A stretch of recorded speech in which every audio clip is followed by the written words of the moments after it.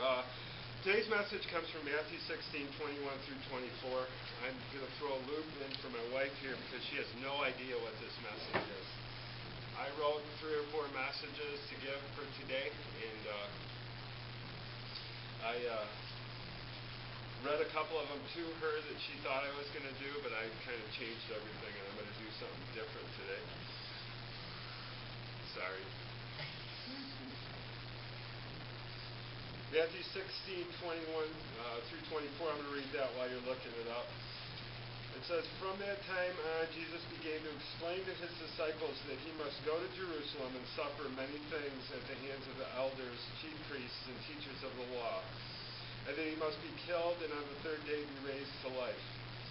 Peter took him aside and began to rebuke him. 'Never, Lord,' he said, 'this shall never happen to you.' Jesus turned and said to Peter, 'Get behind me, Satan. You are a stumbling block to me. You do not have in mind the things of God, but the things of men.'" And the message today is, what does it mean to be a Christian? The answers you get to the question depend on the person that you ask. Some people believe that belonging to a Christian church makes you a Christian. Of course, we know that that isn't always true, because some of the worst people that we meet in this lifetime are people that profess to be Christians and go to church. Others believe that baptism or confirmation is what makes one a Christian. Still others believe that being religious and morally clean is enough to allow someone to wear the name of a Christian. Not everyone who claims to be a Christian is one. How can we say that? Because there are different religions like Mormons, Jehovah's Witnesses, and Roman Catholics. And I'm not bashing the Catholics, but I have to throw the Roman Catholics in there because they're very ritualistic. According to the Bible, they are not Christians.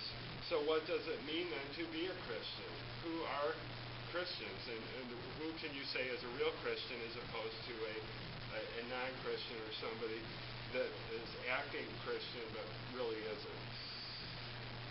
Let's look at the word of Christian itself. The word literally means the Christ ones. This name was first given to the followers of Jesus in a place called Antioch, and we find that in Acts 11:26. History tells us that it was a term of contempt. The people of Antioch, who were pagans, were offended by the clean lifestyles and the preaching of the believers and gave them the name Christian as an insult. Instead of insulting the believers, it perfectly summed up the image they were attempting to project to their lost neighbors. So then a Christian is a Christ one, or one who is like Christ. Just going off and joining a church cannot make you a Christian. Just attending a church cannot make you a Christian. Being a good moral person cannot make you a Christian. Just claiming the name for yourself or your organization does not make you a Christian. In fact, just being saved cannot even make you a Christian. To be a Christian means that you become like Christ. We lump all saved people under the title Christian, but real Christians are people who live just like Jesus Christ. In the passage that we read, Jesus is talking to his disciples about his impending death. He is immediately rebuked by Peter in verse 22. Jesus uses this event as an opportunity to teach his men about the heart of real Christianity. And whenever something like this would happen, Jesus would use it as a time to give a parable or to teach something to the disciples, who he knew eventually, and very soon at this point, were going to be taking over his ministry. So he was continually teaching. He was teaching when the opportunity was there. He would teach them things, and those opportunities, he would find those opportunities because with only 3 years of ministry, the opportunities were few. So whenever an opportunity would arise, Jesus would teach the disciples something. Even if it was something small, he would always be teaching the disciples. We need to focus on verse 24. It is in this verse that we get down to the heart of what it means to be a Christian. Why is it important? Because as individuals, many have no idea what the Christian life is supposed to be about. And because as a church, we have left the heart of our faith behind in an effort to be found pleasing in the sight of the world. And my wife and I talk about this all the time. You can't tell if a Christian probably lifts something up. Take up his cross. And we hear this all the time. Take up his cross and take up the cross and follow me.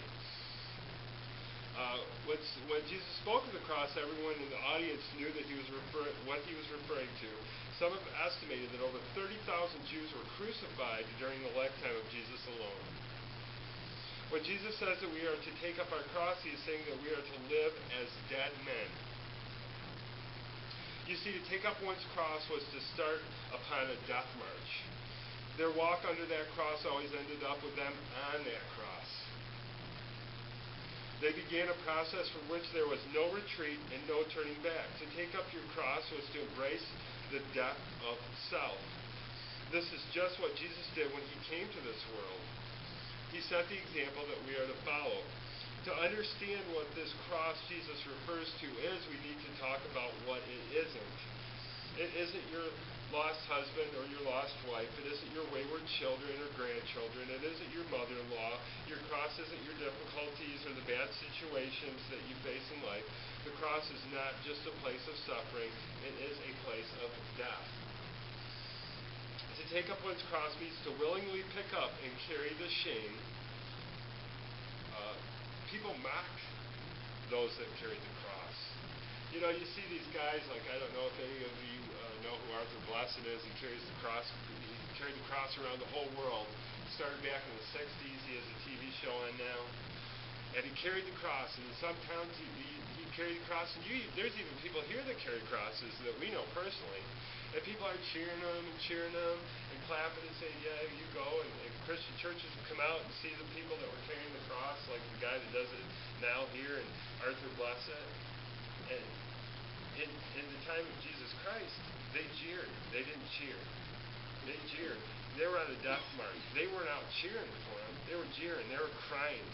They were in total agony over what was going on with them carrying that cross. So how far have we come from this point to where we're cheering on and applauding people for carrying crosses across the country? You know, it's the totally wrong symbol that we want for the cross. It's just, I guess it irritates me, and I know it irritates my wife when we see people doing this.